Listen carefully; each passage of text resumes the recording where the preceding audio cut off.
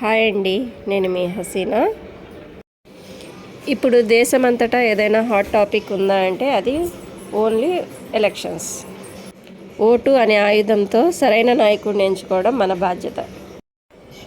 13 మే 2024 జరిగే ఎలక్షన్ గురించి అవగాహన కార్యక్రమం ఒకసారి చూద్దాం. కంపల్సరిగా 18 సంవత్సరాలు ఎవరికైతే మన 1వ తారీఖున అంటే ఈ నెల ఏప్రిల్ 1వ తారీఖున 18 సంవత్సరాలు నిండినటువంటి అందరూ కూడా ఓటర్ కింద నమోదు చేసుకోవాలి. అంటే ఎన్రోల్మెంట్ అనేది జరగాలి.